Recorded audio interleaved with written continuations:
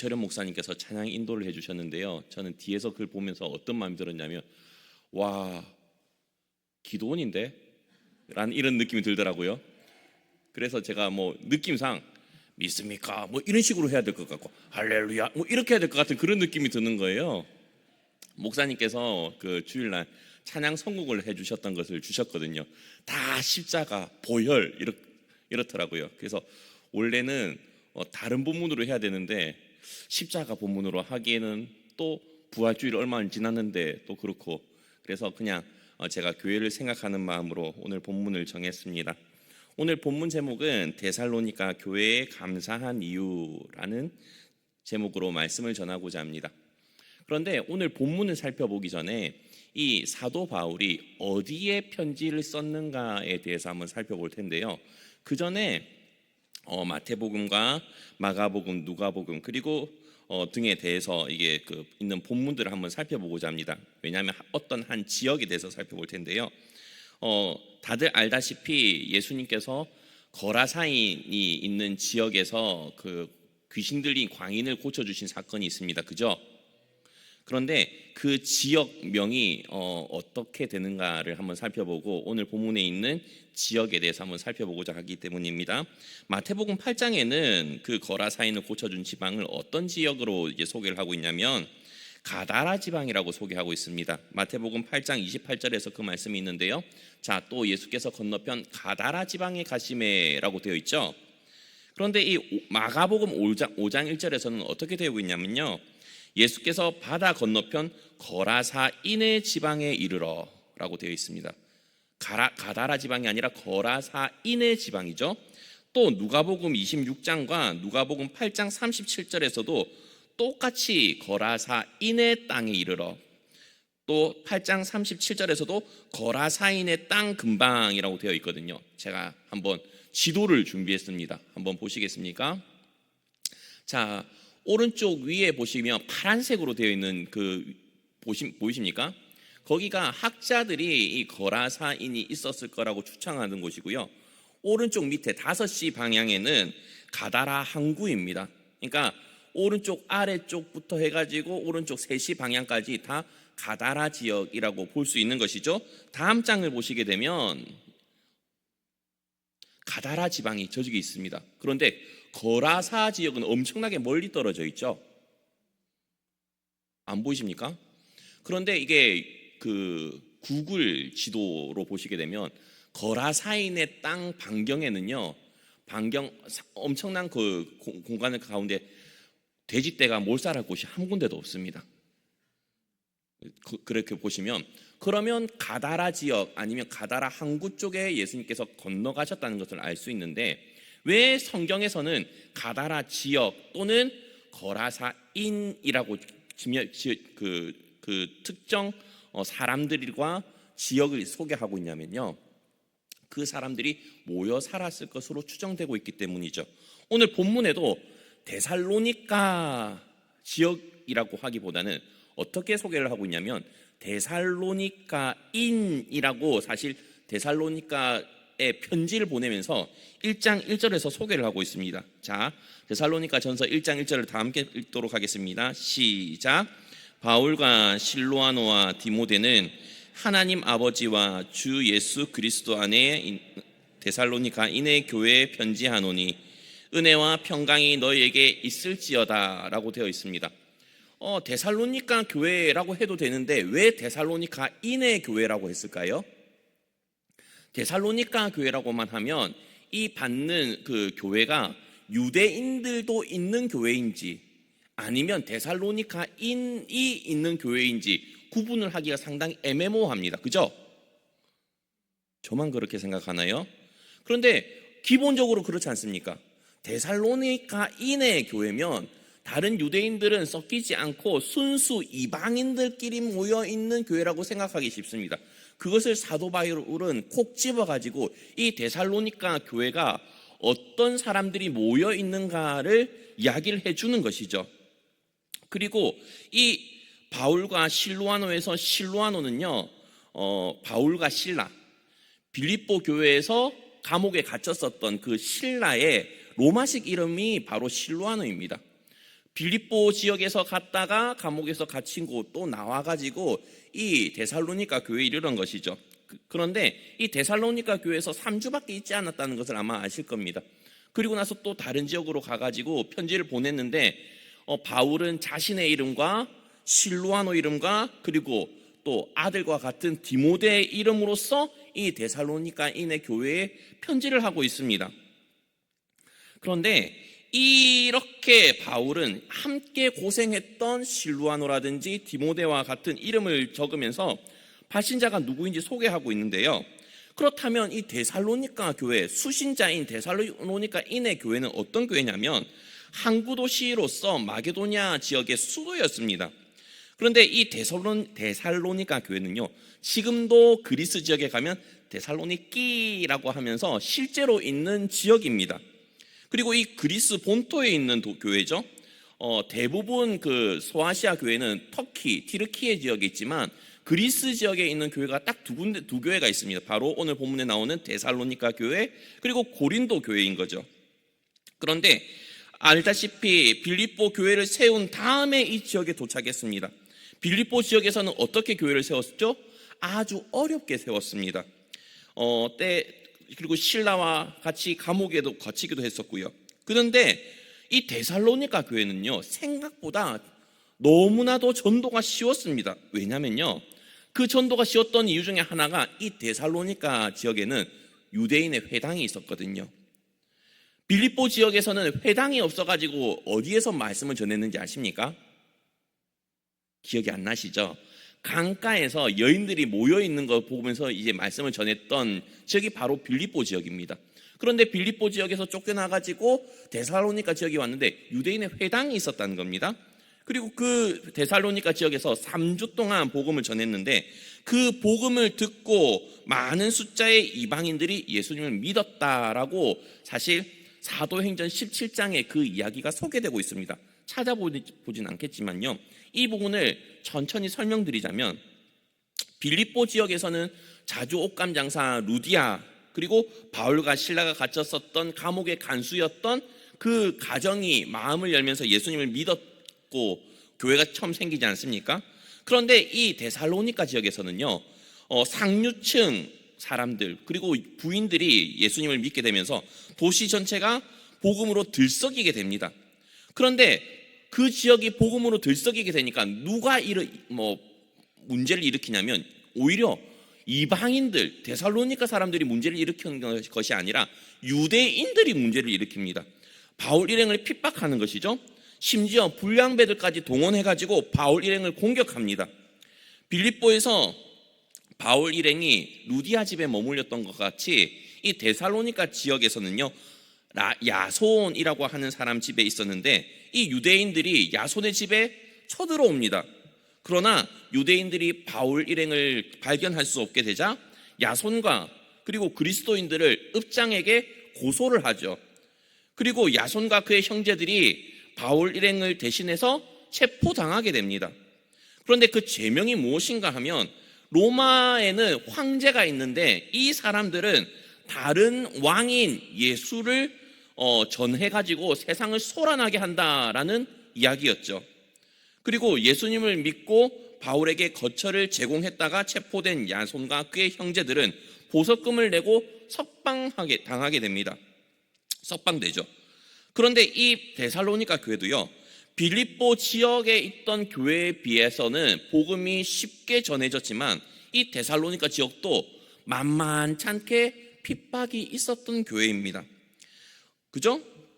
그런데 그럼에도 불구하고 이 데살로니가 지역은요, 마게도냐와 아가야 지역에 있는 그 등으로부터 소문도 나고요, 1장 3절에는 믿음의 역사, 사랑의 수고, 소망의 인내를 가지고 철저히 무장되었던 교회이기도 합니다. 아까 마지막 지도를 한번 봤는지 모르겠는데요, 자, 보시게 되면 데살로니가 지역이 보이십니까? 그리고 오른쪽 위에 보면 빌립보 지역도 보이시고요, 그리고 아가야와 마게도냐 지역도 보이십니까?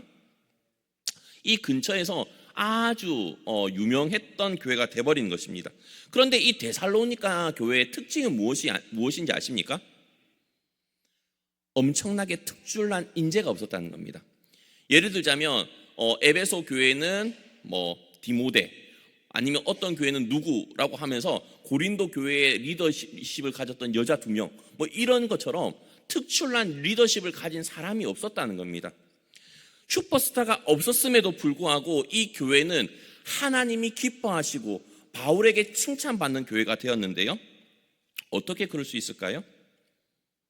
그것은 모두가 함께 성령 충만을 했던 것이고요. 우리가 지금 이 교회를 본받아야 되는 이유는요, 교회에는 슈퍼스타가 필요한 것이 아니기 때문입니다. 한 사람에 의해서 좌지우지 되면 되는 것이 아니라요, 이 데살로니가 교회와 같이 함께 세워져 가야 되고 함께 만들어져 가야 되기 때문입니다. 교회 건물은 예배당 아니겠습니까? 그리고 그 예배당 안에 예수님을 믿고 구원받는 사람들의 모임, 그것이 교회입니다. 그래서 어떻게 보면 예배당과 교회는 다릅니다. 그런데 재미있는 것이 무엇이냐면요, 예배당에 교회가 와서 예배를 드립니다. 여기서 말하는 교회는 바로 예수 그리스도를 주로 신하고 고백하는 성도를 말합니다. 그런데 아이러니하게도요, 대부분의 성도님들은 예배당에 몰두하지 교회에 신경 쓰지를 않습니다. 바로 자기 자신이 교회임에도 불구하고 자신의 신앙에 대해서는 크게 신경을 쓰지 않는다는 것입니다. 그에 반해서 하나님께서는요, 외형적인 교회에 대해서는 크게 관심을 가지지 않습니다. 오히려 교회에만 관심을 가집니다. 성도 개개인에게 관심을 가진다는 말입니다. 아마 한국교회가 타락하게 된 수많은 원인 가운데 하나가 저는 예배당이라고 생각을 합니다. 하나님이 아닌 예배당이 우상이 되는 경우가 종종 있기 때문입니다. 한국교회가 조금 더 좋은 시설과 설비, 그리고 좋은 음향과 임산부들도 아니면 애기 엄마들도 예배드리기 좋은 잠옷실의 환경, 우리의 자녀들도 마음껏 안전하게 놀 수 있고 예배드릴 수 있는 환경, 그리고 맛있는 점심 식사가 제공되는 교회, 뭐 우리 교회도 맛있는 점심 식사가 제공되지만, 그죠? 이런 부수적인 것들에 관심을 가지게 되는 경우가 많이 있습니다. 특히나 최근에 용인에 지어진 어떤 교회는요, 교회 안에 어떤 것들이 있는지 소개시켜 드릴까요? 실내 풋살장, 키즈 카페와 같은 홀, 탁구장, 댄싱 스튜디오, 극장, 심지어 PC방, 미용실까지 있습니다. 어마어마하죠? 이런 시설들로 하여금 지역 주민들이 언제든 교회를 방문할 수 있고 교회의 문턱을 낮추는 일을 하기도 합니다. 물론 이런 건 선한 영향력입니다. 하지만 그런 것들로 인해서 하나님의 영광을 잘 드러낸다면 괜찮을 수도 있습니다. 오히려 좋을 수 있습니다. 그런데요, 이런 환경들로 인해서 성도들의 마음이 교만해지고, 우리 교회는 말이야 이런 것들도 있어 라고 하면서 자랑거리가 되게 되며 교만하게 된다면요, 그 예배당이 정말로 좋은 것일까요? 그런 질문을 저는 던져보고 싶습니다. 시설이 좋은 교회, 많은 사람들이 모이는 교회는 그런 교회가 자신을 대신하는 것처럼 나타내어지고 보여집니다. 그리고 그렇게 착각되기도 합니다. 그래서 큰 교회 소속의 성도들은 그만큼 자만심에 빠지기도 쉽습니다. 교회 건물, 그 교회 소속이라는 것이 우상이 되어갈 수도 있기 때문이죠. 하지만 우리가 기억해야 될 것은 무슨 교회라는 소속보다는요, 우리의 진정한 소속은 그리스도인이라는 소속입니다. 사도 바울 당시 로마의 3대 명문가가 있습니다. 율리우스, 코넬리우스, 클라우디우스라고 하는 3대 명문가가 있습니다. 우리나라의 3대 명문가는 제가 알지 못하지만요, 미국의 명문가를 뽑자고 보면 케네디 가문, 인정하시죠? 록펠러 가문, 그리고 부시가, 그리고 애덤스 가문, 해리스 가문, 루즈벨트 가문, 뭐 등등등등 있다고 하더라고요. 그런데 그런 가문의 소속이면 어떤 기분이 들까요? 자존감이 확 올라가겠죠. 그리고 어떤 일을 해도 친척들이나 가족들이 해결해 줄 거야 라는 믿음이 있겠죠. 그런데 우리는 하나님 그리고 예수 그리스도 안에 있는 소속을 가지고 있단 말입니다. 그렇기 때문에 아까 1장 1절에서도 똑같이 말한 건 아니겠습니까? 다시 한번 읽어볼까요? 시작. 바울과 실로아노와 디모데는 하나님 아버지와 주 예수 그리스도 안에 있는 데살로니가인의 교회에 편지하노니 은혜와 평강이 너에게 있을지어다. 소속을 말해주는 거거든요. 안에 있는. 세상에 속해져 있지 아니하고 하나님 아버지와 주 예수 그리스도 안에 소속되어 있는 데살로니가인의 교회라고 하면서 데살로니가인들이 모인 교회가 어디에 소속되어 있는지 그것을 밝혀주고 있다는 겁니다. 그러면서 우리가 하늘에 속한 사람이란 책 혹시 보셨습니까? 책을 가까이 하시길 바랍니다. 우리는 하늘에 속한 사람입니다. 그리스도인이라는 겁니다. 그런데 세상에 속하고 싶어 합니다. 사도 바울과 이 선교했던 이 사람들은요, 데살로니가 교인들이 바울의 말을 하나님께서 하시는 말씀으로 받는 것에 대해서 먼저 감사하고 있습니다. 또 데살로니가 교회 교인들은 바울의 말을 하나님 말씀으로 받아들였기 때문에요, 믿는 자들 가운데서 살아 역사하는 말씀이 될 수 있었습니다. 첫 번째는요, 그들은 하나님의 말씀을 진실되게 받았습니다. 제목이 뭐였죠? 데살로니가 교회에 감사한 이유입니다. 바울이 데살로니가 교회에 감사한 이유가요, 첫 번째가요, 그들은 하나님의 말씀을 진실되게 받았기 때문입니다. 자막에는 없지만요, 오늘 본문 13절에 보면 이렇게 되어 있죠. 이러므로 우리가 하나님께 끊임없이 감사함은 너희가 우리에게 들은 바 하나님의 말씀을 받을 때 사람의 말로 받지 아니하고 하나님의 말씀으로 받음이니. 성도님들께 질문하고 싶습니다. 매 주일, 매 새벽, 수요 집회 때 말씀이 선포됩니다. 그런데 하나님의 말씀으로 듣습니까? 아니면 그냥 사람의 말씀으로 듣습니까? 저는 어떤 말씀이 선포되든 하나님의 말씀으로 들으셨으면 좋겠습니다. 진실되게 그 말씀을 받을 때요, 아무런 특출난 사람이 없었던 그 데살로니가인의 교회지만요, 바울의 기쁨이 될 수 있었고요, 하나님의 기쁨이 될 수 있었던 교회가 될 수 있었습니다. 그것은 하나님의 말씀을 진실되게 받을 때 역사하는 힘입니다. 두 번째는요, 하나님의 말씀이 그들의 삶에 역사했기 때문입니다. 자, 우리 성경에서는 역사라고 되어 있는 단어를요, 네이버에 검색을 해봤습니다. 역사로 검색해보니까 너무나도 많은 단어가 있는데요, 맨 밑에 쪽에 보니까 동사라고 되어 있으면서 하나님이 일하시다라고 되어 있습니다. 그래서 원어로 살펴보니까 에넬게오라는 단어인데요, 이 단어는 활동적이다, 효과적이다, 행하다, 강렬하다, 능력 있다, 효과적으로 일하다라는 뜻이 있습니다. 즉 하나님의 말씀이 그들의 삶에 효과적으로 일했다, 또 강렬했다, 아니면 능력이 있었다라는 의미로 해석될 수 있는 것이죠. 그리고 실제로 영어 성경을 살펴봐도 이 역사하다라는 단어가 워킹으로 번역이 되어 있습니다. 그런데 그 말씀이 실제로 데살로니가 교회의 교인들의 삶을 변화시켰다는 것을 우리는 알 수 있습니다. 13절 마지막 부분에서는 이 말씀이 또한 너희 믿는 자 가운데서 역사하느니라 라고 되어 있지 않습니까? 그러면 어떻게 역사했을까요? 14절에 보면 다음과 같은 말씀이 있습니다. 다 함께 읽도록 하겠습니다. 시작. 형제들아, 너희가 그리스도 예수 안에서 유대에 있는 하나님의 교회들을 본받은 자 되었으니 그들이 유대인들에게 고난을 받음 같이 너희도 너희 동족에게서 동일한 고난을 받았느니라. 잠깐만 멈춰 있겠습니다. 말씀이 본받는 삶으로 나아가게 했습니다. 그런데 그로 인해서요, 도저히 본받기가 쉽지 않은 모습을 닮아가게 되었다는 것입니다. 그게 뭐였죠? 오늘 본문의 자막에 보시게 되면요, 유대에 있는 하나님의 교회들을 본받았답니다. 도대체 유대에 있는 하나님의 교회가 어떤 교회인데요? 유대교로부터 출교를 당하면서까지 신앙을 지켰던 교회 아닙니까? 부당하고 억울하고 경제적인 어려움을 겪을 수밖에 없는 그런 상황 가운데서 신앙을 지켰던 그런 교회가 바로 유대에 있는 하나님의 교회 아닙니까? 게다가 앞선 1장에서는 다음과 같은 말씀이 있습니다. 1장 6절인데요. 또 너희는 많은 환난 가운데서 성령의 기쁨으로 말씀을 받아 우리와 주를 본받은 자가 되었으니.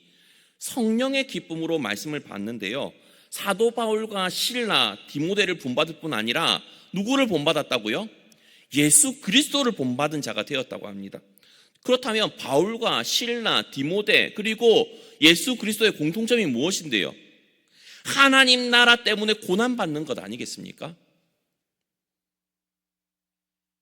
데살로니가인이었기 때문에 아마 그 지역 사람들한테 왕따를 당했을 수도 있고요, 배척을 당했을 수도 있고, 왜 이상한 걸 믿어? 라고 하면서 조롱과 멸시를 당했을 수도 있습니다. 그런데 우리가 기억해야 될 것은요, 그것에서 바로 세 번째입니다. 그들은 고난을 기쁨으로 받았기 때문에 데살로니가 교회에 감사할 수 있는 것이죠.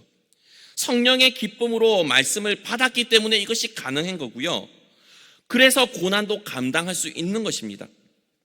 유대 기독교인들이 동족에게 핍박을 당하고 고난을 당하는 것과 같이 데살로니가 교회의 교인들 역시도 같은 데살로니가 교회의 데살로니가인들에게 핍박을 받고 있다고 이야기하고 있는 것이죠. 바울은 유대인들에 대해서 설명하면서 유대인들은 복음을 회방했는데 이렇게 복음을 전하는 선지자들을 괴롭히는 유대인들은 하나님의 진노가 임할 것이라고 오늘 본문 15절 16절에서 말씀하고 있습니다. 그런데 이 말씀을 하는 이유가요, 동일하게 사도들을 핍박했던 유대인들에 대해서 이야기하고 있으면서 지금 데살로니가 교회를 핍박하고 있는 똑같이 데살로니가 사람들에게 하나님의 진노와 심판이 임할 것이라는 것을 말해주면서 이 데살로니가 교회 교인들에게 위로와 그리고 격려를 해주고 있는 것입니다. 그리고 네 번째는 뭐냐면요, 그들은 바울과 하나님에게 영광과 기쁨이라는 것이죠. 사도 바울은 데살로니가 교회의 교인들이 자신에게 여전히 영광과 기쁨이요 면류가 아닙니다. 왜 그렇습니까? 아이러니하게도요, 데살로니가 교회는 3주밖에 있지 않았지 않습니까? 그럼에도 불구하고 사도들이 직접적으로 그렇게 챙겨주지 않았어도 신앙을 지켰습니다. 1장에서 말했듯 믿음의 역사와 사랑의 수고와 소망의 인내를 가지고 믿음을 지켰던 사람들입니다. 얼마나 뿌듯했을까요, 사도들이? 그렇지 않을까요? 어떤 환난과 핍박과 고난이 있어도 성령이 주시는 기쁨으로 말씀을 하나님의 말씀으로 받고 하나님의 교회들을 본받는 자 되었다고 말씀을 하고 있기 때문에 그들은 바울에게 있어서도 기쁨이었고요, 하나님께 있어서도 큰 기쁨이었을 것입니다. 어떻게 보면 바울에게 있어서는 자랑스러운 성도였을 겁니다. 그런 그들에게 복음을 전할 수 있었던 그 사실만으로도 너무나도 큰 기쁨이었을 것입니다. 그러니까 오늘 마지막에선 너희는 우리의 영광이요 기쁨이니라라고 소개를 하고 있는 것 아니겠습니까? 교역자, 부목사로 이제 섬기다 보면요, 성도님들 가운데서 특출난 신앙을 가지고 계신 분들이 간혹 가다가 보이십니다. 저한테 이제 잊지 못할 몇몇 분들이 계신데요, 예전에 섬겼던 어떤 교회 그 권사님은요, 건설 회사와 관련된 일을 하셨는데 시행사를 하셨었어요. 코로나 때, 그리고 코로나 조금 저 직전부터 해가지고 아파트 분양이 안 돼가지고요, 매달 수천만 원씩 돈이 나가고 있는 상황이셨어요. 말이 수천만 원이지 피가 말리지 않겠습니까? 다들 집에 뭐 수백억씩 쌓아두고 계신 건 아니시지 않습니까? 그러니까 그 권사님께서 한 달 지나면 3천만 원 나가고 두 달째 또 3천만 원씩 나가면서 아파트를 몇 채 파셨어요. 그리고 그런 상황 가운데서도 매일 새벽기도 오셨고요, 화요전도대 오셨고요, 교회일이라면 빠지지 않으셨습니다. 그러면서 교회 일을 많이 섬겨주시고 또한 다른 주일학교 부서도 많이 섬겨주셨는데요, 아니 힘든 거 알고 있지 않습니까? 교육자 입장에서는 권사님이 매달 얼마만큼 적자가 나고 있는지를 알고 있지 않습니까? 그러니까 권사님 이렇게 안 해주셔도 됩니다 라고 해도 권사님께서는 하시는 말씀이 하나님께서 알아서 해주실 겁니다 라고 합니다. 저보다 더 믿음이 좋으세요. 그런데 그분께서 지금은 돌아가셨거든요. 돌아가셨어요. 안타깝게 돌아가셨는데 제가 사역하면서 그분과 함께 교제를 했었던 그 사실만으로도요, 저한테는 영광이었어요. 왜냐하면 그런 믿음의 사람을 함께 알고 지냈었던 사실만으로도요, 내가 궁극적으로 어떤 믿음으로 나아가야 될 그 방향성을 엿본 것 같거든요. 매달 수천만 원씩 적자가 나면서 하나님만 의지하고 교회 앞에 나와서 기도하고 밤새 철야하시는 것, 예배가 없는 상황 가운데서도 교회에 자주 오셔가지고 철야를 하셨거든요. 그분이 집이 없냐? 집은 펜트하우스입니다. 그런데 난방도 제대로 들지 않는 교회에 나오셔서 기도하셨거든요. 아마 제가 봤을 때는 사도 바울에게 있어서 이 데살로니가 교회 성도들이 그랬을 겁니다. 비록 함께 오래는 있어주지 못했지만 그럼에도 불구하고 이방인임에도 불구하고 그 신앙을 지키는 그 모습, 그것을 봤을 때, 그리고 좋은 소문이 데살로니가 지역을 넘어서 마게도냐와 아가야 지역까지 그것이 소문이 흘러 퍼졌을 때 사도 바울은 하나님께 얼마나 감사했을까요? 내가 저 지역에서 3주간이라도 짧은 시간이지만 말씀을 전할 수 있었던 것이 얼마나 큰 행복이었을까요? 저는요, 우리 교회 성도님들이 그랬으면 좋겠습니다. 특출난 한 사람은 없더라도요, 하나님의 말씀을 진실되게 받았으면 좋겠고요. 데살로니가 교회 성도님들처럼 그렇게 하나님의 말씀을 진실되게 받을 때 그 하나님의 말씀이 성도님들의 삶 가운데 일하셨으면 좋겠습니다. 우리 많은 성도님들 새벽마다 천일 동안 작정하면서 말씀 붙들고 기도하시는 분들 계십니다. 정말로 말씀이 삶 가운데 역사했으면 좋겠습니다. 그리고요, 힘들고 어렵고 고난 상황 가운데서도 기쁨으로 받으셨으면 좋겠습니다. 데살로니가 성도님들 생각해 보십시오. 이방인임에도 불구하고 이방인들에게 고난을 받으면서 예수 그리스도를 믿는 믿음을 지키는 것 쉽지 않습니다. 성령님께서 그 기쁨을 주시기 때문에 감당할 수 있는 겁니다. 힘드세요?